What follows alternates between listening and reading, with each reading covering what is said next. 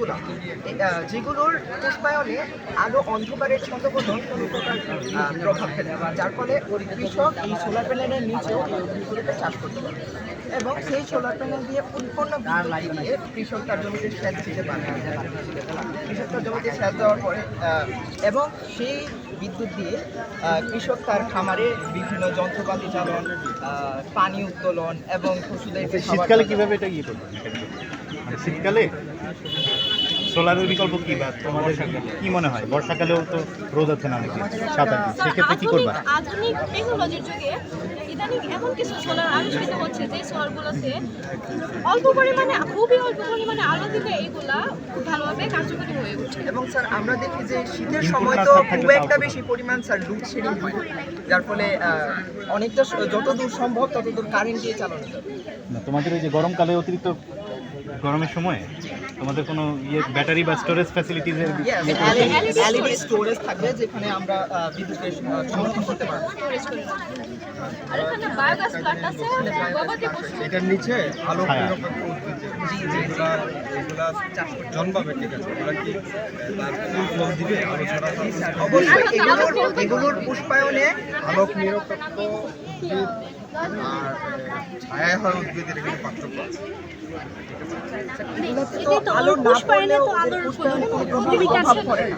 Biological যে ক্লকটা আছে ওইরকম কোনো প্রভাব এটা এদিকে তো গবাদি পশুর বিষ্ঠা থেকে এখানে বায়োগ্যাস প্ল্যান্টের মধ্যে গ্যাস উৎপন্ন হবে। নেক্সট এইগুলো দিয়ে আমরা বাসা বাড়িতে রান্নার কাজে মিথেন গ্যাস থেকে আমরা রান্নার গ্যাস হিসেবে ইউজ করতে পারবো।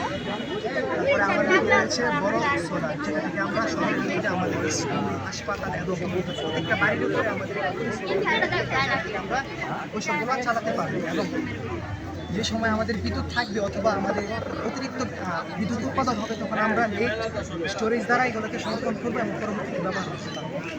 বড় সোলারের নিচে বিদ্যুৎকে সংরক্ষণ করার জন্য নেট স্টোরেজ নামক একটা ব্যাটারি।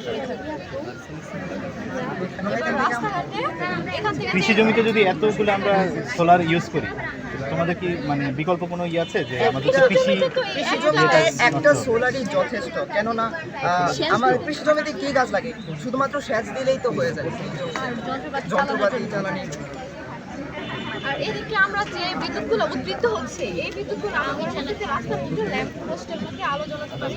কারণ আমরা যদি প্রতিটা ল্যাম্প পোস্টে আলাদা আলাদা করে সৌর বিদ্যুৎ দিতে চাই এবং সেই ক্ষেত্রে আমাদের প্রয়োজন হবে আলাদা আলাদা কন্ট্রোলার, আলাদা আলাদা ব্যাটারি, যে মধ্যে যার কারণে এটা খুবই ব্যয়বহুল। কিন্তু আমরা যদি একটা বড় সোলার প্যানেল ব্যবহার করি, তারের মাধ্যমে সবগুলো ল্যাম্পপোস্টে এটা যুক্ত করে রাখতে পারি, তাহলে আমাদের মনে হয় যে এটা আরও খুবই স্বল্প খরচে প্রকাশ করা সম্ভব। একবার এটা ব্যবহার করার পরে আমরা 20 থেকে 25 বছর এটাকে অনায়াসে ব্যবহার করতে পারবো। আর বর্তমান বিশ্বে জ্বালানির যে পরিমাণ সংকট হচ্ছে, অনেক ক্ষেত্রে দেখা যায় যখন লোডশেডিং হয় তখন অনেক জায়গায়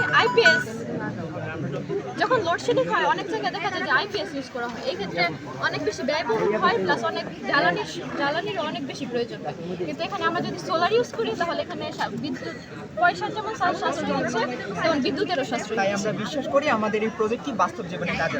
ধন্যবাদ। ছোট্ট কারেকশন করবো, এখানে টমেটো গাছ না দিয়ে এটা এখানে এটা আসলে বাস্তবায়ন ছায়া টমেটো হবে। এখানে অন্য গাছ লাগাইতে পারো, যেটা ছায়া শশা হবে, শশা টমেটো যেটা হবে পরের প্রজেক্টের জন্য।